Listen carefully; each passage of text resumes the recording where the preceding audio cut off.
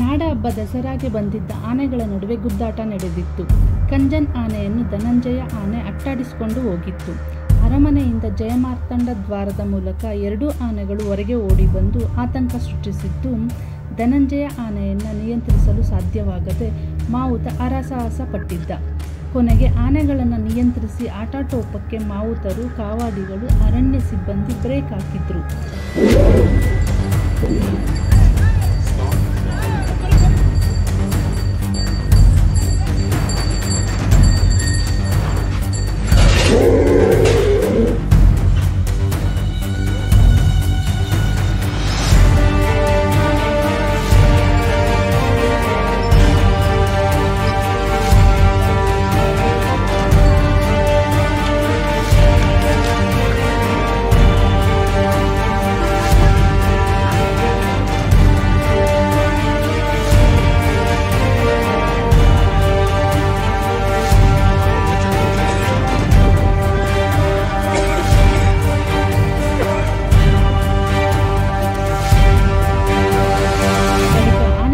ಸಿಬ್ಬಂದಿ ಅರಮನೆಗೆ ಕರೆತಂದರು.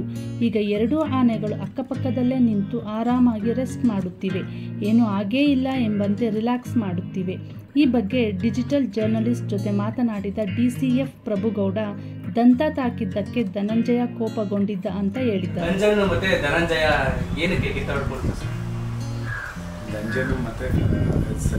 ಮತ್ತು ಧನಂಜಯ ಇವೆರಡು ಆನೆಗಳು ಒಂದೇ ಕ್ಯಾಂಪಿನ ಆನೆಗಳು. ಸಾಮಾನ್ಯವಾಗಿ ಮೇಲ್ ಎಲಿಫೆಂಟ್ಸನ್ನು ನಾವು ಜೊತೆಗೆ ನಿಲ್ಲಿಸಲ್ಲ, ಯಾಕಂದರೆ ಬಿಹೇವಿಯರ್ ಆ ಥರ ಇರುತ್ತೆ. ಸೊ ಬಿಹೇವಿಯರ್ ಆ ಥರ ಇರೋದ್ರಿಂದ ಆದಷ್ಟು ಅದನ್ನು ಅವಾಯ್ಡ್ ಮಾಡ್ತೀವಿ ನಾವು, ಆ ಥರ ನಿಲ್ಲಿಸೋದನ್ನು.